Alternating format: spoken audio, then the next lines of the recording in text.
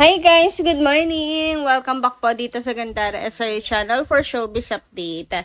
Ang tatalakayin nga natin ngayon at pag-uusapan mga kakimpaw ay pumapatungkol nga po dito sa napansin ng mga netizens sa tummy ni Chinita Princess, lalo na during the House of Little Bunny mga kakimpaw sa Zamboanga. So, ano nga bang meron sa tummy ni Kim, mga kakimpaw? Hindi na daw maitago. So, yan ang aalamin natin at pag-uusapan. Pero bago po ang lahat, sa mga hindi pa nakaka-subscribe sa ating channel, pakiclick lang po tayo natin subscribe button at notification bell na nariyan sa baba upang maging updated po kayo at ma-notify sa mga susunod nating chika tungkol sa Kimpaw.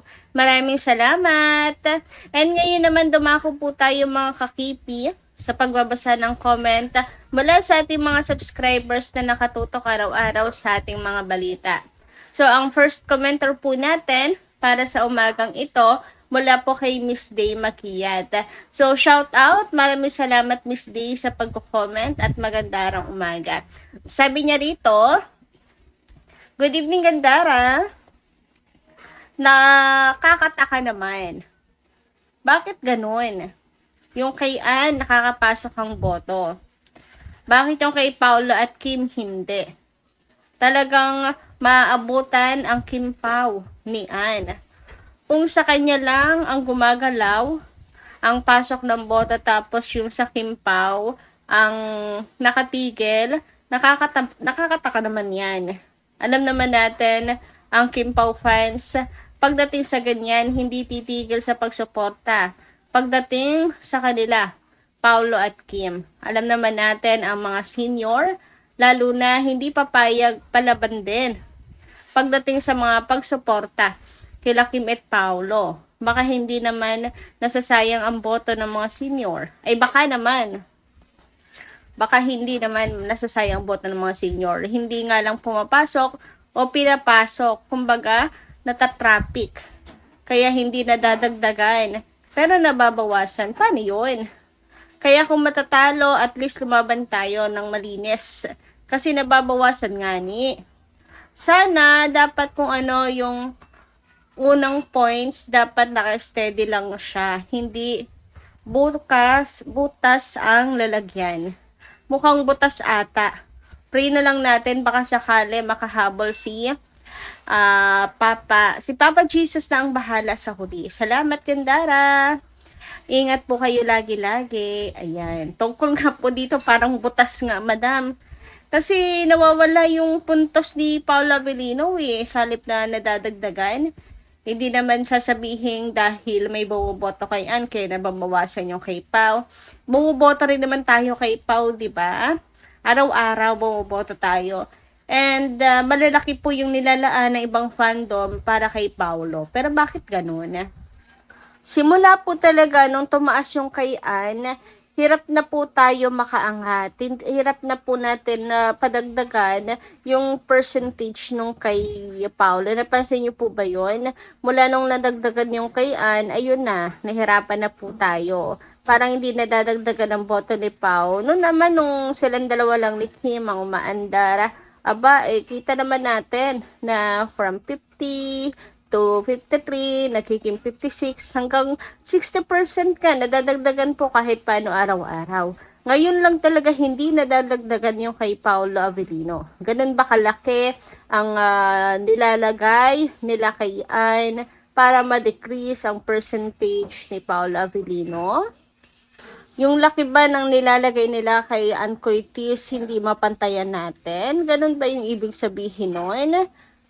Umaasa na lang talaga ako na mga boto natin kahit papaano mga kakimpaw ay dahilan para hindi po masyadong lumagapak ang percent ni Pao, kahit papaano pa isa-isa lang ang nawawala. Pero sana kayanin natin mga kakimpaw na talagang hindi lang mapigilan ang pag-atras ng percentage ni Paolo, kundi makaabante naman tayo. Maramdaman naman natin na talagang umaandar at nadadagdagan ng votes kay Pao.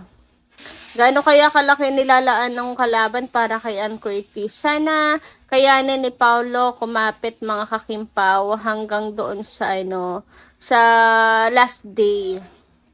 Sa Samantala, dumako naman po tayo ngayon dito sa mga balita na nasagap natin para po sa araw na to mga kakimpawan. Unahin na natin pag-usapan ang tungkol nga po dito sa project na tawag dito, hinahamak si Kim Paulo kasi ayan na, nilabas na daw ang pangmalakasang makakapagpataob sa Kimpaw. Sabi dito, dead ma kami dyan, kahit saan pa yan ipalabas. Black sa blue up, waiting kami for Copino, for sure, number 1 yan. O ayan, yabangan na lang din, di ba mga kakimpaw? So, antayin ninyo kapag nilabas ang Copino. Ayaw kasing isasabay sa project ng Kimpaw para magkaalaman talaga sino ang talagang number 1. Sino ang mas sikat at mas maraming fans. Lagi sinasabi na ayan na, ang makakapagpataob sa Kimpaw. Andiyan na daw, nilabas ng mga kwan. Sige, subukan natin. Paglabas ng Copino, aray mo. Dito pa nga lang sa Di Alibay, di na po makasabay. Kahit patapos na ang Di Alibay. Try po ninyo makipagsabayan talaga literal sa Kimpaw. Tingnan natin kung sino ang may iwan sa kangkungan. And kahit anong sabihin nyo, sa Kimpaw lang kami, okay? Hindi nyo, siguro ginagawa nyo yan para ma-curious kami sa palabas ng idol nyo, no? Hindi namin sisilipin kailanman. Loyal kami sa Kimpaw. Anyway, sabi naman dito, ni Miss Norma Cole, linisin mo pang Ogie ang pangalan. Papaano? Bastos kang bakling, wala kang puso, bakling ka talaga. Kapal na mukha mo, akala mo kung sino ka na. Sana ikaw ang mawawala sa mundong ito. Isa kang salot sa lipunan. Salamat sa iyo, Gandara. Inilabas ko lang ang kainis ko kay Ogie Diaz. God bless us all. God bless us always. KP forever. Walang anuman, Miss Norma Cole. Andito naman po tayo parate, Cole.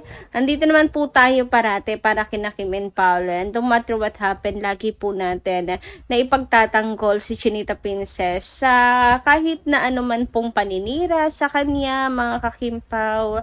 Ayan, linisin man ni Ogie yung pangalan niya, wala na po yun mga kakimpaw magagawa dahil ang mga fans and si Kim Chiu alam na rin po mga ka-KP ang tunay na ugali niya. Talagang lagi pong paninira ang alam niyang gawin kay Kim, kaya nga si Kim lumaban na rin mga kakimpaw sa pamamagitan ng pagre-repost ng mga post ng mga fans, diba? So, yun yung saloobin ni Kim. Meron po siyang saloobin, masakit na saloobin dito kay Ogie. Ngayon naman, dumako po tayo sa pinaka-central ng ating update para po sa gabing ito and umagang ito. And ito nga po ay pumapatungkol dito sa tummy ni Chinita Princess na napansin ng mga fans, mga netizens sa kanya pong live mga kakimpaw. Ayan, kung makikita nyo nga po dito sa post ni Chinita Princess, live po yan pala live. Ayan o, sa salamin, mapuson si Chinita Princess dito. Yung tummy niya nakabukol mga kakimpaw. Halata nga raw mga kakipi, lalo na sa anggulong to. Pero tulad ng sinasabi ko, baka busog lang si Kim kasi matami talaga si Chinita Princess or pusunin talaga siya, lalo na kapag busog siya, ganyan. Lahat din naman siguro tayo, pag busog, lumalaki ang tiyan, di ba mga kakimpaw? Ayun, nagkataon lang siguro mga kakipi. Pero, ayan, hindi po maiwasan mag-double think. Tama ba yun? Or mag-overthink. Double think, ano yun? Mag-overthink ng ilan pong mga fans na nakakita. Sapagkat kinabukasan, the grand opening, ganito po yung suot ni Chinita Princess. Medyo may maluwag daw, sa tummy, mga kakimpaw, para maitago yung bump ng tummy ni Kim. Tapos the second day, eto naman mga kakimpaw, isang oversized shirt ang suot ni Chinita Princess. So anong palagay niyo mga kakimpaw? Para sa akin, wala namang masama kung sakali din naman, 'di ba mga kakimpaw, buhay naman yan ni Chinita Princess. So, walang problema, magiging masaya pa nga ako. Pero, andun pa rin kasi ako sa paniniwala kay Chinita Princess. Alam nyo na yun, hindi ko na paulit-ulitin. And, ang masasabi ko lang, baka naman nagkataon lang ang lahat ng tumahakimpaw. And, busog lang talaga si Kim. Huwag na po tayong mag-isip ng kung ano pa man. 'Di ba? Pero if ever, wala rin naman po masama.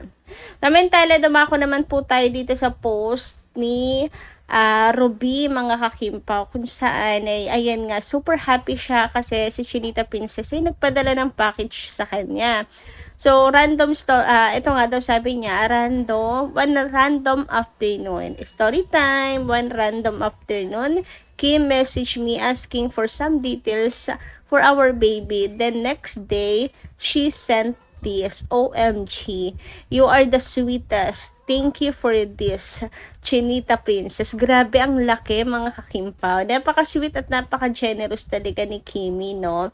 Yung tipo hindi mo na parang magugulat ka na lang bigla sa pintuan ninyo meron ng package mula kay Chinita Princess. Napakabait na kaibigan. Abay talaga naman, very excited na si Kimi para kay Ruby sa baby nito, mga kakimpaw. Ayan, makikita nyo dito.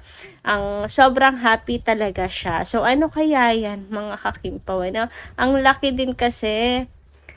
So, ganyan po ka-sweet si Kim sa kanyang mga friends. Ganyan po ka-generous si Kimi. Napakabuti talaga, mga kakimpaw.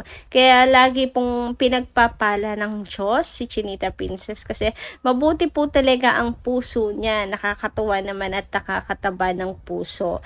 Itong binuking na yan ni Ruby tungkol kay Kim. So, yun lang po muna ating update this morning, guys. Maraming salamat po sa inyong pakikinigan. Kita kas po muli sa susunod natin, chika. Maraming salamat. Ingat po palagi.